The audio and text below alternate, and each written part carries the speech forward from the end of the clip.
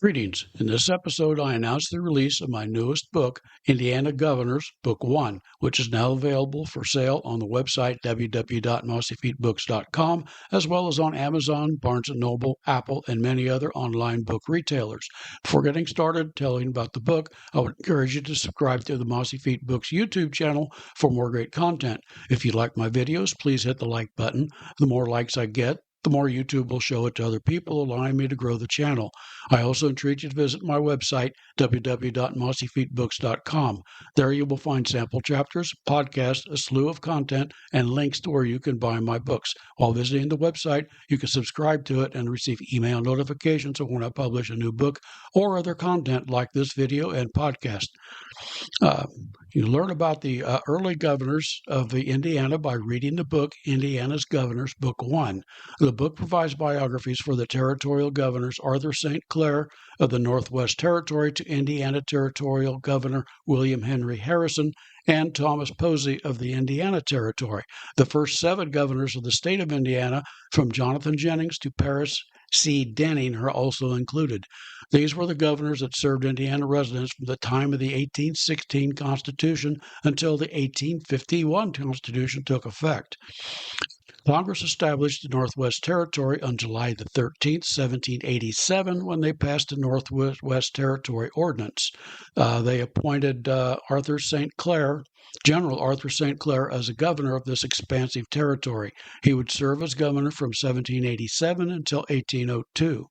During his tenure, he led an army of soldiers to fight the Amerindians in 1791. A large band of Amerindian warriors attacked his army on November the 4th, 1791, led by Miami Chief Little Turtle. In the resulting battle, St. Clair's army suffered a devastating defeat, which became known as St. Clair's defeat.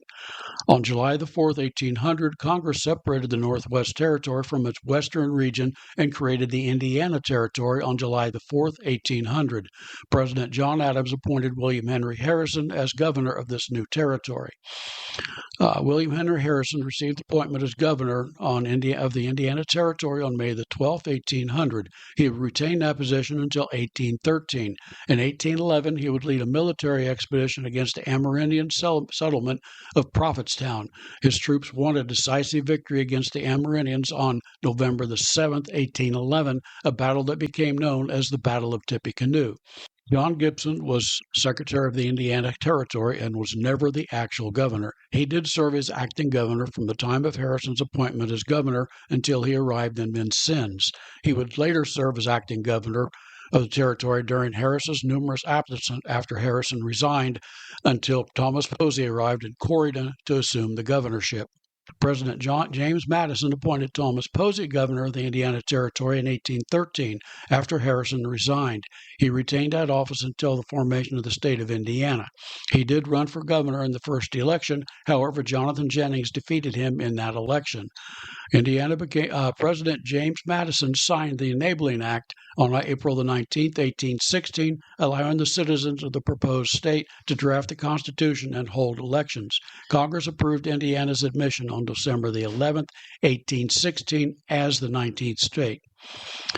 Jonathan Jennings was the first governor of Indiana. He had been serving as Indiana's non-voting delegate to the House of Representatives when he announced his candidacy to become the new state's first governor. He was a member of the committee that drafted Indiana's first state constitution. He would serve as governor from 1816 until 1822, when he resigned to run for Congress. During his term, Lieutenant Governor Christopher Harrison attempted to stage a coup while Jennings was absent to partake in treaty negotiations. He refused to leave the governor's office when Jennings returned and mounted an impeachment attempt, which failed. Ratliff Boone succeeded Jennings as governor when he resigned. He served from September 1822 until December the 5th, 1822. His term ran out. He would subsequently mount a successful campaign for the United States House of Representatives. William Hendricks gained election as governor of Indiana in 1822 and resigned in 1825 after the legislature elected him as senator in 1825. James Brown Ray inherited the office when Hendricks resigned. He would win election in 1825 and serve until 1828. During his tenure, he took part in the negotiations that produced the Treaty of Mississinewa. Like his predecessor, Jonathan Jennings, he faced impeachment by his political opponents. He was not convicted and finished his term and won re-election in 1828. Noah Noble ran for election as governor in 1831 and won that election. During his first term, the disastrous Mammoth Internal Improvements Act of 1836 was passed, which he signed. David Wallace won the election as governor on August 7, 1837. Financial problems resulting from the Mammoth Internal Improvements Act plagued his administration. The Potawatomi Trail of Death also occurred during his watch, which ended in 1840. Samuel Bigger gained election as governor in 1840, and he would serve until 1843. During his term, he supervised a revision of Indiana's Code of Laws. He lost his re-election bid in 1843. James Whitcomb became governor in 1843. He would organize Indiana's war effort during the Mexican-American War. He would win his re-election bid in 1846.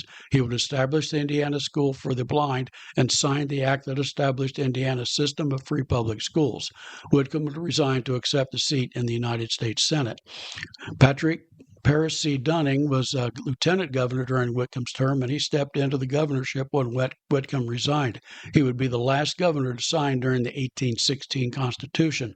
He would serve in the Constitutional Convention that took place in 1850. The original 1816 Constitution had several defects that had become apparent by the 1840s, and numerous attempts had been made to reform it. The efforts all failed, and it was finally determined that a new Constitution was needed. A Constitutional Convention convened on November the 5th, 1850, with the purpose of drafting a new document. The delegates completed their work, and the legislature submitted the document to the people in a referendum. The referendum on the Constitution took place on August the 4th, 1851, and passed overwhelmingly. Joseph Albert Wright would serve as the first governor under this new Constitution. Wright will be included in the next volume of this series, as will the governors that followed him. Readers will find extensive biographies of each of these men, as well as information on their campaigns and some of the major issues that they had to deal with.